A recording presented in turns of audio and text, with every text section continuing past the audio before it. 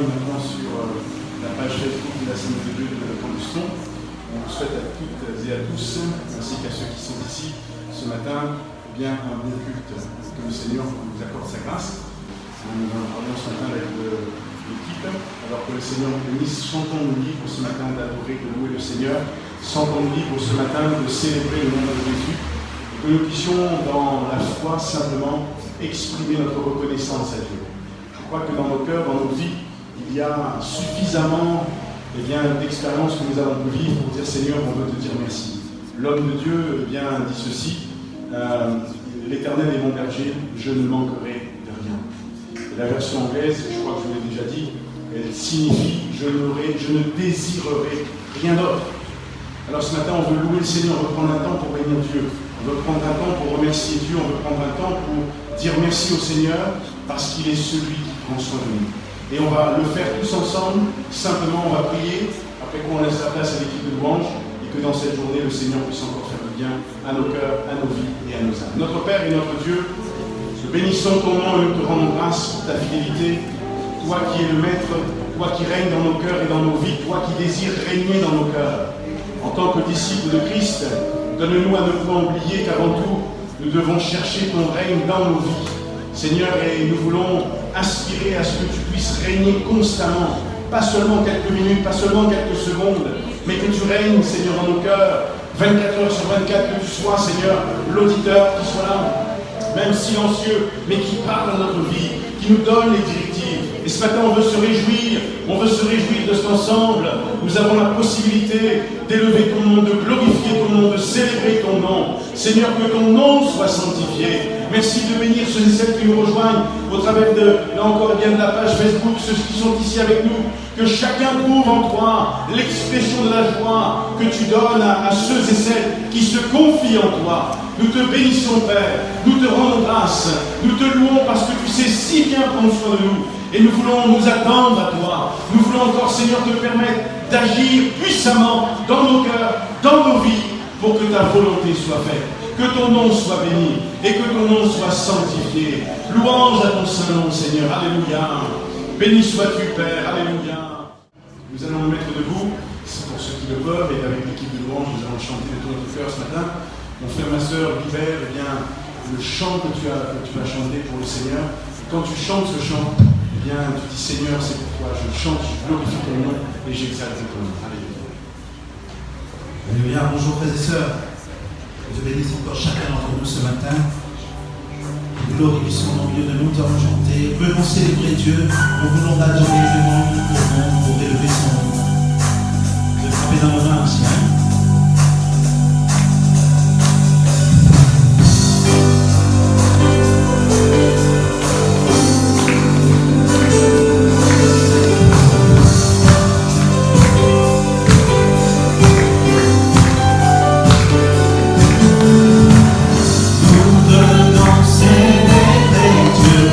Nous voulons l'adorer devant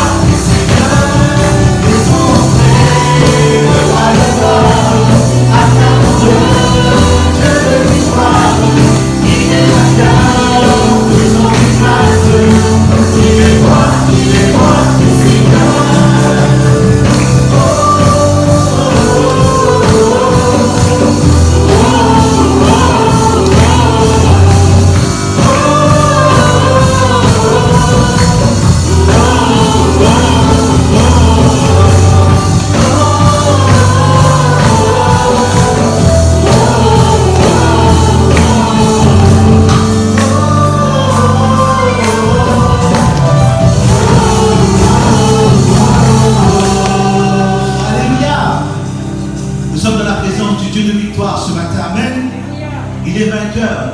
Il est vainqueur et en lui nous avons tout pleinement. En Jésus nous avons tout pleinement. Nous avons une place de choix. Nous sommes enfants de Dieu. Amen. Nous allons chanter qui pourra vaincre le Seigneur? Qui pourra vaincre notre roi? Nul ne peut. Alléluia.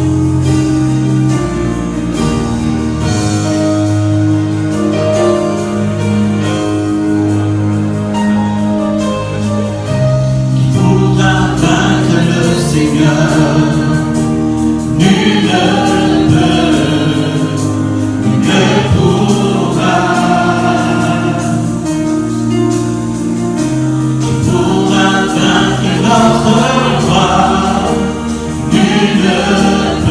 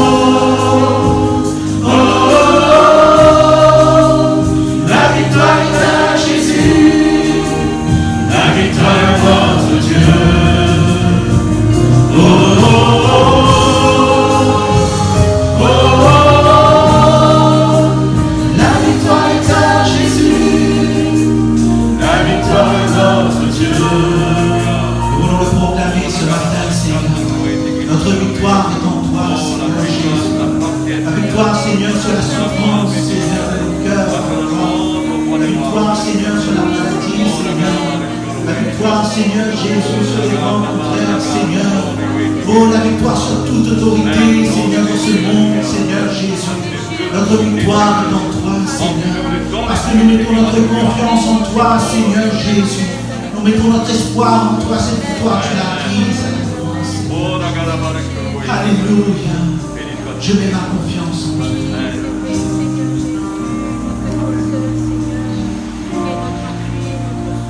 Je mets ma confiance en toi. Je mets mon espoir en toi. Ma délivrance, mon pourvoyeur. Je trouve ma victoire en ton nom. À jamais victorieux, à jamais vainqueur. Je trouve ma victoire en ma délivrance, mon pourvoyeur. Ma délivrance, mon pourvoyeur. Je trouve ma victoire en ton nom. À jamais victorieux, à jamais vainqueur. Je trouve ma victoire. Oui, la victoire en Jésus. La victoire est à Jésus. La victoire à notre Dieu. La victoire est à Jésus. La victoire à notre Dieu. La victoire est à Jésus. La victoire à notre Dieu. La victoire est à Jésus. La victoire à notre Dieu. Oh, oh, oh, oh, oh. La victoire est à Jésus. La victoire est notre Dieu. Oh, oh, oh, oh, oh. La victoire est à Jésus. La victoire est notre Dieu. Oh, oh, oh, oh, oh. La victoire est à Jésus. La victoire est notre Dieu. Oh, oh, oh, oh. La victoire est à Jésus. La victoire est notre Dieu. À toi la victoire, Seigneur. À toi, Seigneur, le règne, Seigneur Jésus, sur toute chose. À toi l'autorité, Seigneur Jésus. Tu règnes, ton règne n'a pas de fin, Seigneur. Toi qui es le Dieu victorieux, glorieux, assis sur un trône de gloire. Tu es présent aussi dans ce lieu, Seigneur. Présent dans nos cœurs, Seigneur Jésus. Présent, Seigneur, dans le cœur aussi de celui qui regarde, qui écoute encore, Seigneur Jésus. Au loin encore, Seigneur, tu veux agir puissamment. Seigneur, glorifie ton nom au milieu de nous, Seigneur. Manifeste, Seigneur Jésus, ta main puissante et bénis ta parole qui va être annoncée. Glorifie ton nom. Merci, Seigneur. Gloire à Dieu, la victoire est à Jésus. La victoire à notre Dieu, oui, nous croyons cela, nous croyons que la victoire est à Jésus et que la victoire est à notre Dieu. Et ce matin, dans la présence du Seigneur, nous voulons encore déclarer cela, non pas comme une force de persuasion que nous aurions, mais comme étant une réalité, parce que la victoire appartient réellement à Jésus. Nous ne sommes, nous, bien que ceux qui constatons que bien le Seigneur dans nos vies a exercé sa grandeur, sa puissance, combien il a manifesté sa grâce. Alors ce matin, j'aimerais poursuivre avec vous sur ce que nous avons déjà commencé. Nous parlons du disciple de Jésus-Christ, et je crois qu'il est important, nous avions vu déjà l'impact que le disciple de Jésus-Christ doit avoir à l'intérieur, dans son cœur, dans sa propre vie. Maintenant, l'impact qu'il doit avoir à l'extérieur, lorsqu'il est avec les autres, lorsqu'il est dans la communauté des autres. Mais j'aimerais aussi que nous regardions ce matin, que nous ne perdions pas de vue.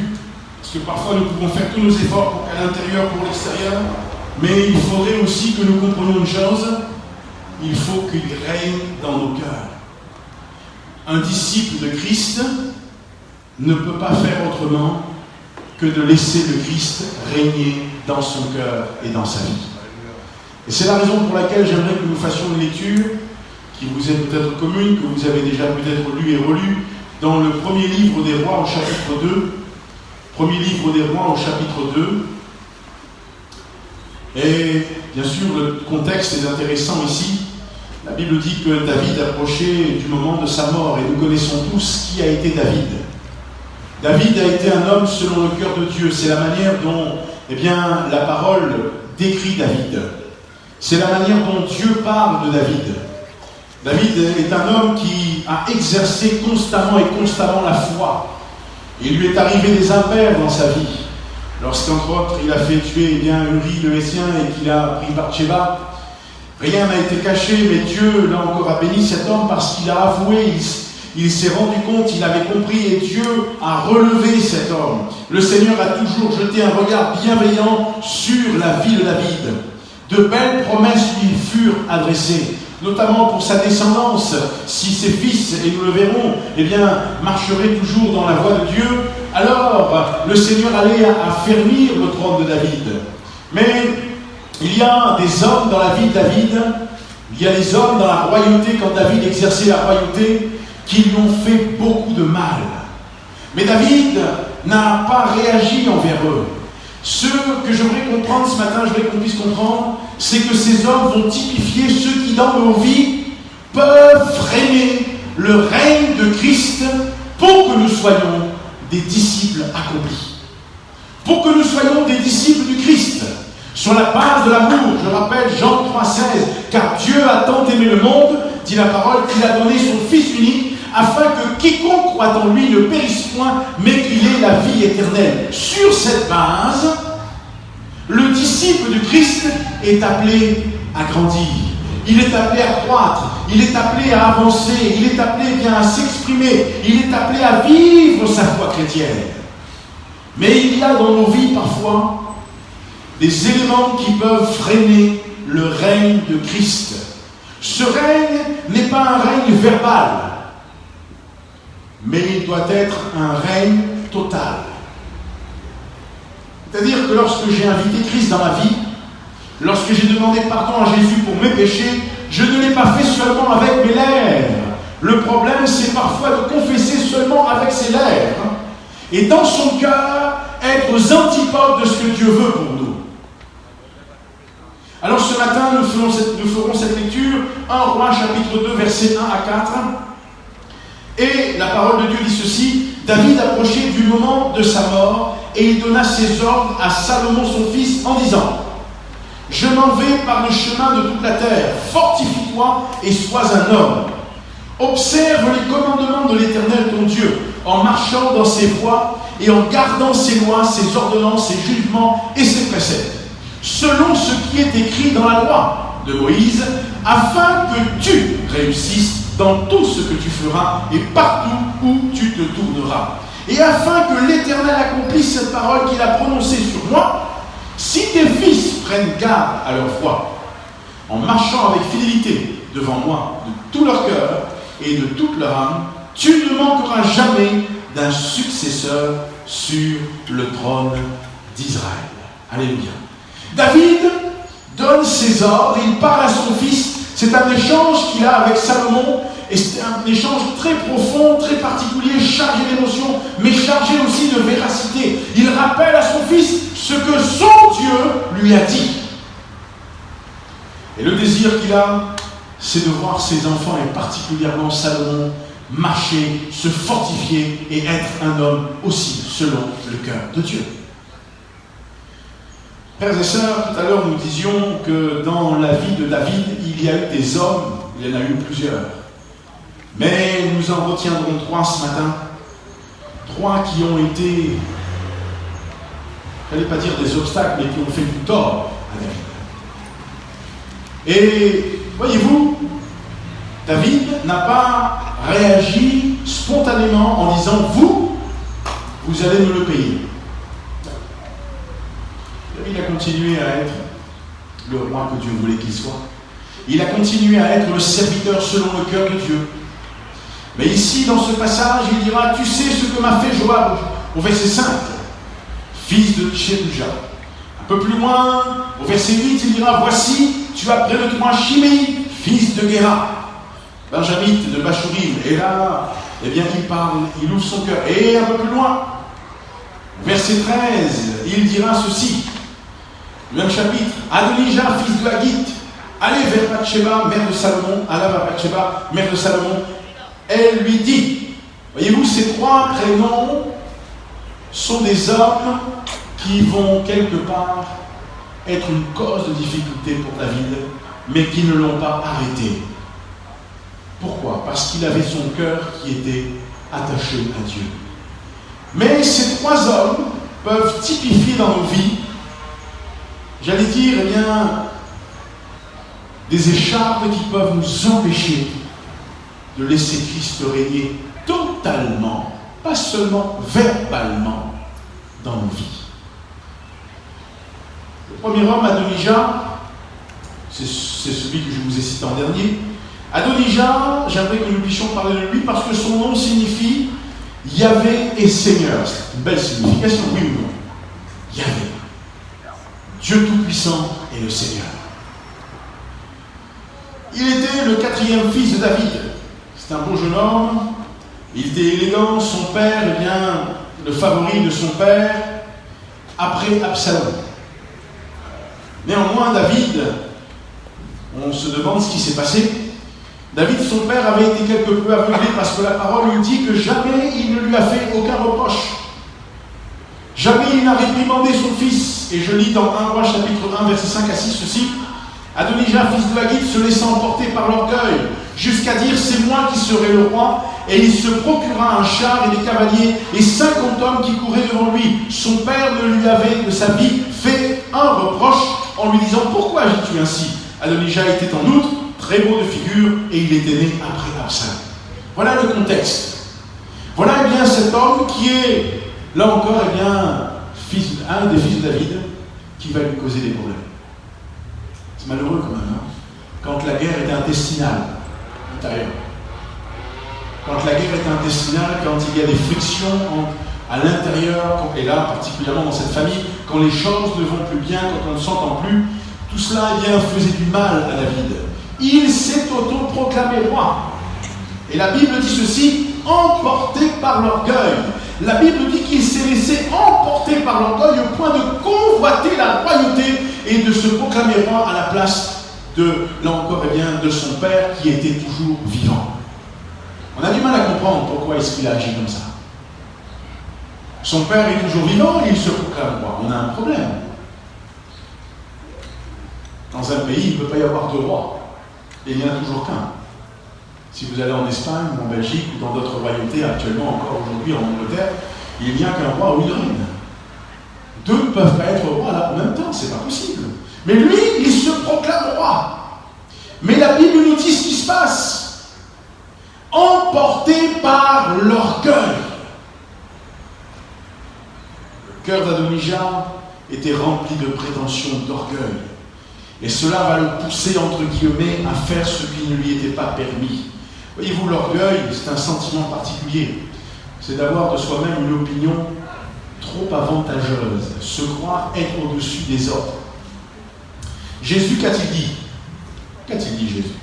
Dans Jean chapitre 15, verset 5, Jésus nous rappelle les bases. Je suis le cep, vous êtes les sarments, celui qui demeure en moi et en qui je demeure porte beaucoup de fruits, car sans moi, vous ne pouvez rien faire. Donc Jésus nous demande de faire attention, de ne pas nous enorgueillir, de ne pas penser que nous pouvons quelque chose. Mais il nous invite à réaliser, et nous sommes dans cette pensée, le disciple du Christ, pour que Christ règne dans sa vie, il ne faut pas qu'il nourrisse de l'orgueil outre mesure. Dans les temps dans lesquels nous vivons, nous avons besoin de faire attention à cela. Dans le psaume 73, au verset 6, la Bible dit ceci, « Aussi l'orgueil leur sert de collier, la violence et le vêtement et qui les enveloppe. L'orgueil leur sert de collier. » Alors on a quelques sœurs qui sont avec nous ce matin, d'autres qui sont peut-être au travers de la page Facebook de l'Assemblée. Avez-vous acheté le collier de l'orgueil? Je pense qu'on aurait tous honte d'acheter un collier comme ça, oui ou non? Vous allez plutôt acheter un collier qui est tressé, je ne sais pas, avec une fleur, bref. Et on vous dit, on a le collier de l'orgueil qui est rentré. C'est la grande nouveauté de 2020. Vous allez faire quoi? Ah bon? Collier de l'orgueil, j'avais jamais entendu parler. Mais on ne va pas prendre ça. Alors on dit que c'est pas bien, mais nous avons besoin de faire attention. Parce que, en fin de compte, ce qui peut nous freiner dans notre communion avec Dieu, et je le dis, je le répète, nous pouvons intérieurement dire Seigneur, on veut être comme ça, extérieurement on veut agir comme ça, mais quelles sont les motivations de nos cœurs en tant que disciples de Christ? Certainement pas l'orgueil. Parce que la Bible dit ceci, dans Proverbes au chapitre 8 au verset 13, la crainte de l'Éternel c'est la haine du mal, l'arrogance et l'orgueil, la voix du mal et la bouche perverse, voilà ce que je hais. Donc Dieu n'aime pas l'orgueil. C'est d'ailleurs ce qui s'est passé dans le cœur de l'ennemi. Il a été orgueilleux au point de vouloir prendre la place de Dieu.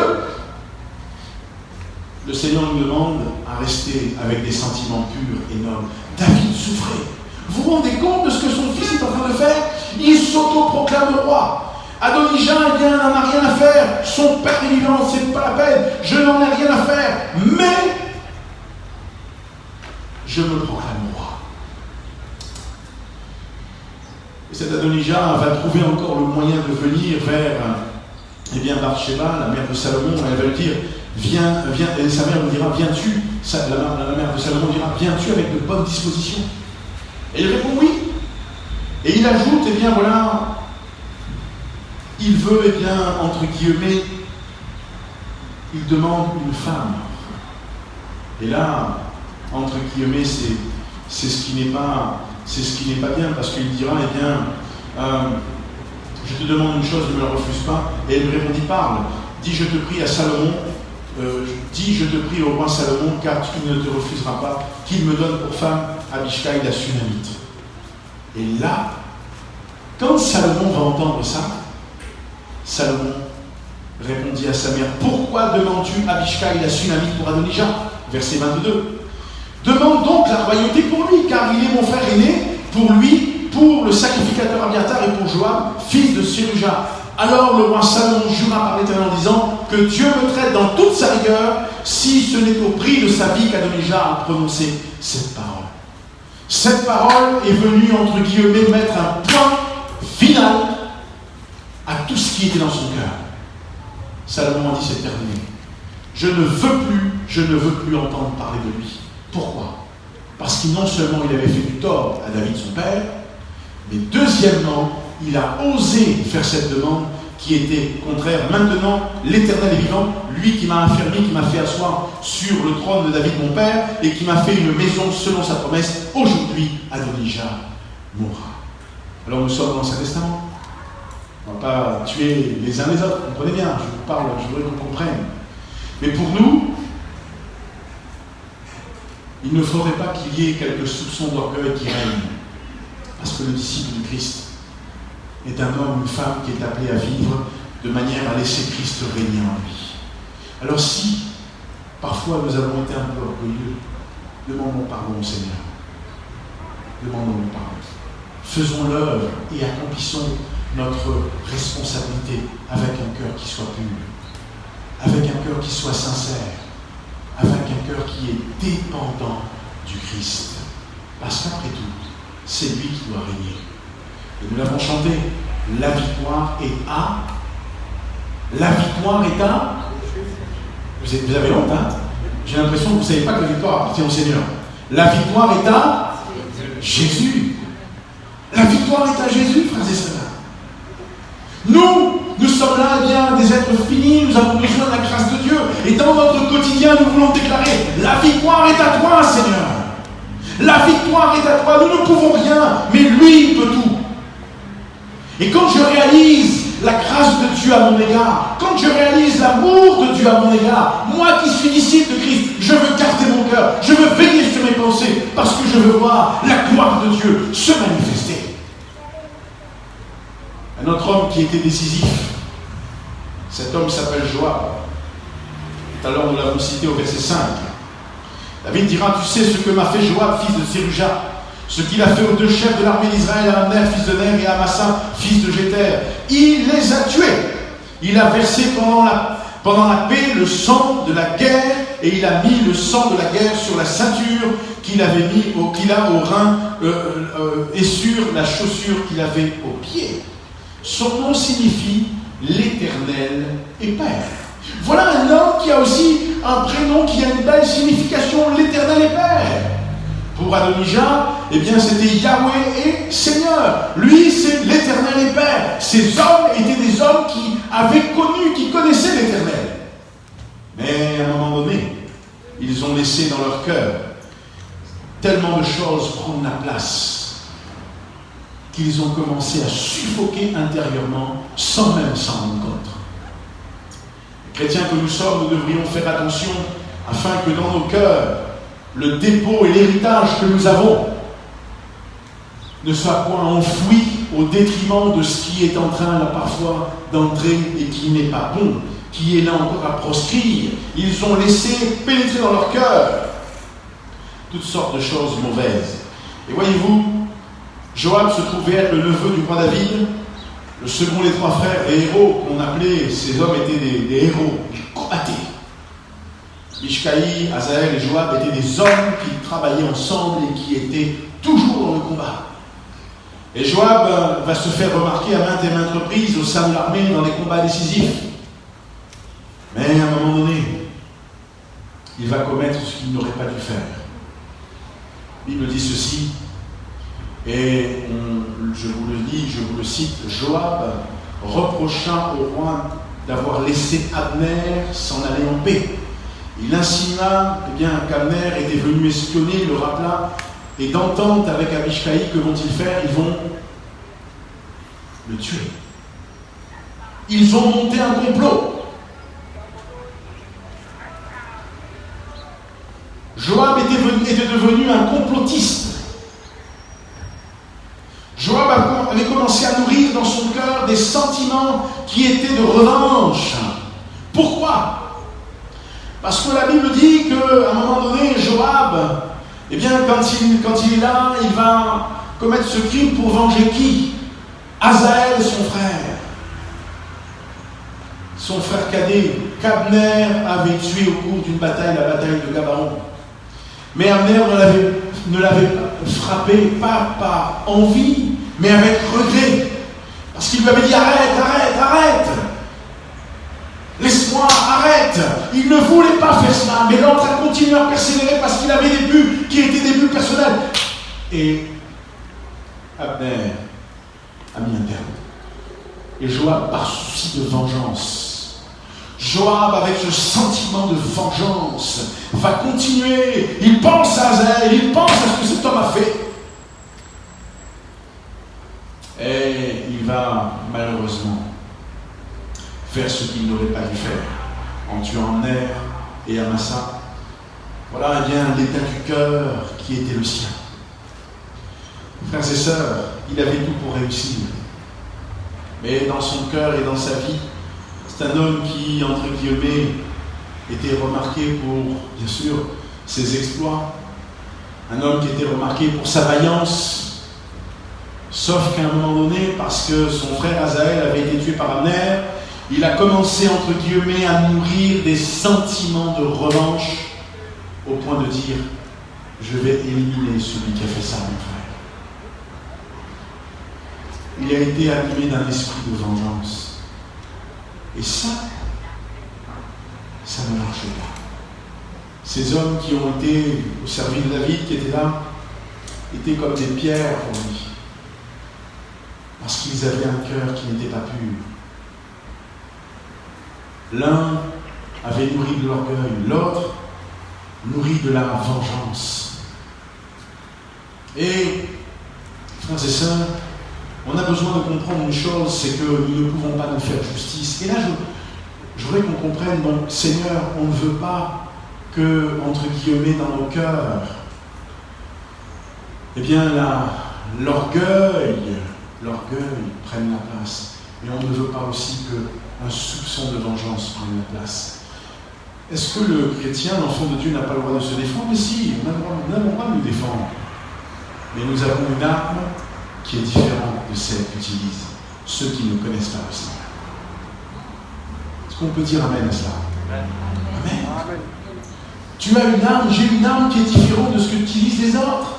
Les autres vont venir eh bien, avec peut-être des paroles de revanche ou avec des coups qui vont venir, qui vont pleuvoir. Mais toi, tu vas adopter une autre attitude. Nous allons adopter une autre attitude. Nous allons nous en remettre à la grâce de Dieu. Parfois on dit, Seigneur, on s'en remet à ta grâce, mais je ne comprends pas. Oui. Mais n'oublions pas une chose, frères et sœurs. La Bible dit ceci dans Romains chapitre 12, verset 19. Ne vous vengez point vous-même, bien-aimés, mais laissez agir la colère, car il est écrit à moi la vengeance, à moi la rétribution, dit le Seigneur. Et dans l'Hébreux chapitre 10, verset 30, car nous connaissons celui qui a dit à moi la vengeance, à moi la rétribution, et encore, le Seigneur jugera son peuple. La parole dit ceci dans le psaume 37, verset 8, laisse la colère, abandonne la fureur, ne t'irrite pas, ce serait mal faire. Voilà ce que, Joab n'avait pas compris. Voilà ce que Joab n'avait pas saisi. Mais pour nous, je le conçois, certains traversent des moments difficiles. Mais le Seigneur va vous aider. Dieu va vous aider. Pourquoi? Parce que vous voulez qu'il règne dans votre vie. Parce que vous voulez qu'il soit le centre de votre vie. Et Dieu ne fait point défaut à ceux et celles qui veulent l'honorer. Dieu voit le disciple qui a à cœur de faire ce qui est bien, ce qui est bon, et il donne avec largesse. Alors ne soyons pas de ceux qui nourrissent l'orgueil. Fuyons l'orgueil comme Adonijah l'avait nourri. Ne soyons pas des Joab qui nourrissent un esprit de vengeance. Laissons Dieu agir parce que nous voulons qu'il règne. Et il y a cet autre homme avec lequel nous allons terminer dans quelques instants. Cet homme s'appelle Chiméi. Chiméi, son nom signifie l'Éternel a entendu. Voici au verset 8, tu as près de toi Chiméi, fils de Guéra, Benjamin de Machorim. Il a prononcé contre moi des malédictions violentes le jour où j'allais à Manahaïm. Mais il descendit à ma rencontre vers le Jourdain, et je lui jurai par l'Éternel en disant, je ne te ferai point mourir par l'épée. Voyez un peu comment David avait un cœur selon le cœur de Dieu. L'autre l'incendie, l'autre, là encore, l'invective, avec vous l'avez lu avec moi, c'est marqué, des malédictions violentes. Mais il lui dit, toi, écoute-moi bien, je ne vais rien te faire, je ne vais pas te faire mourir par l'épée. Mais David dit à son fils, tu ne le laisseras pas impuni parce que tu es un homme sage. Il lui dit, fais attention, ce genre d'homme peut très vite retourner sa veste.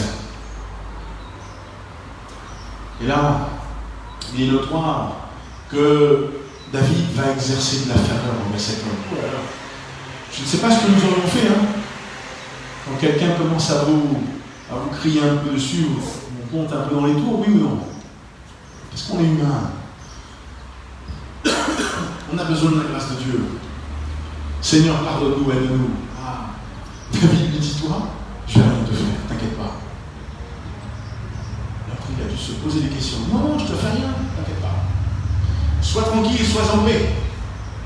Sauf que la parole de Dieu nous montre dans le texte un peu plus loin, quand vous lisez bien au verset 36, le roi fit appeler Chiméi et lui dit, bâtis-toi une maison, regardez bien, bâtis-toi une maison à Jérusalem, tu y demeureras, tu n'en sortiras point pour aller de côté ou d'autre. Sache bien que tu mourras le jour où tu sortiras et passeras le torrent de Cédron. Ton sang sera sur ta tête. Chiméi répondit au roi, c'est bien. Ton serviteur fera ce que dit mon seigneur le roi. Et Chiméi demeura longtemps à Jérusalem. Au bout de 3 ans, il arriva que deux serviteurs de Chiméi s'enfuirent chez Akish, roi de Maaka, roi de Gath. On le rapporta à Chiméi en disant, voici tes serviteurs sont à Gath. Que fait-il? Le roi lui a dit, tu ne sors pas d'ici. Chiméi se leva, scella son âne et s'en alla à Gath, chez Achish, pour chercher ses serviteurs. C'était noble ou pas? Il avait raison de le faire ou pas? Oui. En temps normal, c'est ce qu'il devait faire. Mais à cause de ce qu'il avait fait à David, le roi lui avait dit, tu te bâtis une maison, tu restes là, tu n'en sors pas. Tu passes le torrent de Cédron, le sang tombera sur ta tête. Il avait désobéi. Il avait, entre guillemets, nourri des intérêts personnels. Et la parole de Dieu dit ceci. On informa Salomon que Chiméi était allé à Jérusalem, de Jérusalem à Gath, et qu'il était de retour. Le roi fit appeler Chiméi et lui dit, ne t'avais-je pas fait jurer par l'Éternel, ne t'avais-je pas fait cette déclaration est formelle, sache bien que tu mourras le jour où tu sortiras pour aller de côté et d'autre. Et tu m'avais répondu, c'est bien. J'ai entendu. C'est ça que tu m'avais dit. C'est ce que le roi lui dit, parce qu'il met un point d'interrogation. C'est bien ça. Pourquoi donc n'as-tu pas observé le serment de l'Éternel et l'ordre que je t'avais donné? Et le roi dit à Chiméi, tu sais au-dedans de ton cœur tout le mal que tu as fait à David mon père. L'Éternel fait retomber ta méchanceté sur ta tête. Mais le roi Salomon sera béni, et le trône de David sera toujours affermi. Et le roi donna ses ordres à Benadja, fils de Jéhozadak, qui sortit et frappa Chiméi, et Chiméi mourut. La royauté fut affermie entre les mains de Salomon.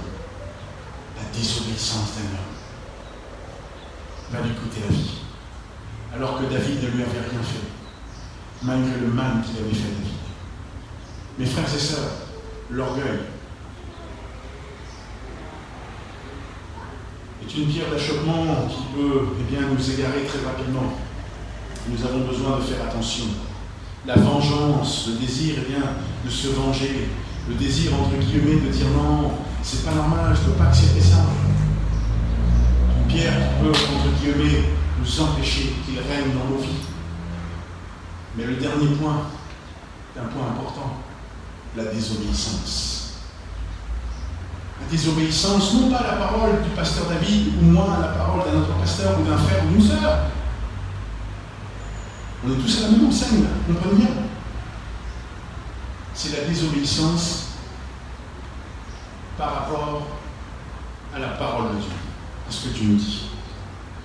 Et quand Dieu nous parle, quand Dieu nous interpelle, quand Dieu nous laisse un message, quand Dieu nous donne, nous adresse sa parole, nous avons besoin et raison de dire Seigneur, nous voulons obéir à ta parole. Je vous rappelle juste ce que la Bible dit dans 1 Samuel 15, 22. Le Seigneur dit, mais vous pouvez me donner tout ce que vous voulez. Vous pouvez apporter tout ce que vous voulez.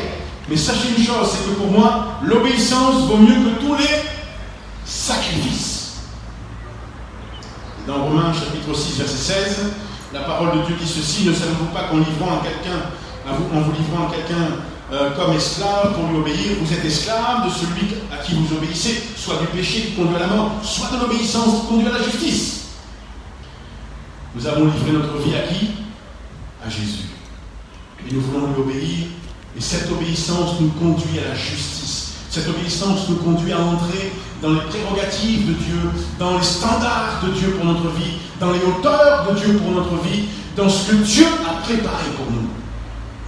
Alors j'aimerais qu'on s'encourage ce matin, parce que voilà ce que le disciple de Christ doit chercher. Il doit chercher à ce que Christ règne constamment dans sa vie. Vous l'avez lu avec moi. La parole de Dieu dit, le royaume fut affermi entre les mains de Salomon. Ces trois hommes particulièrement qui avaient causé du tort à la vie de son père. Le Seigneur va lui-même permettre que Salomon, fasse le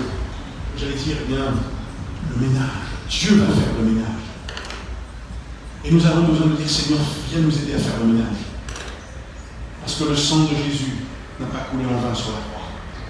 La Bible dit que la royauté fut affermie entre les mains de Salomon. Alors que le Seigneur nous aide. Que Dieu nous encourage ce matin. Que Dieu vienne dans nos cœurs et dans nos vies. Et que nous puissions encore le laisser agir. Que nous puissions le laisser encourager nos cœurs et nos vies. Mais que nous puissions dire, Seigneur, nous voulons que tu règnes. Le disciple de Christ ne cherche pas à ce que quelqu'un d'autre ou quelque chose d'autre règne. Il serait anormal que nous soyons conduits, entre guillemets, par nos pulsions, par toutes sortes de choses qui nous conduisent. Nous avons besoin d'être conduits la présence de Christ dans nos vies.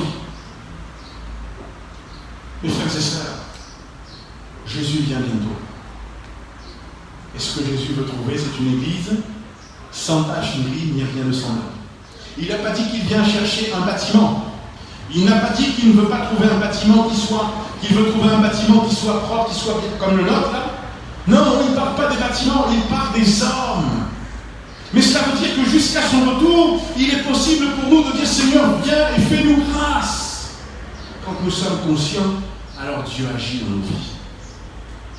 Et la Bible dit 70 fois le juste tombe et le Seigneur l'en relève 70 fois, 7 fois. Eh bien, pardon, il nous pardonne, il nous relève autant de fois que cela est nécessaire, pour autant que nous confessions nos péchés.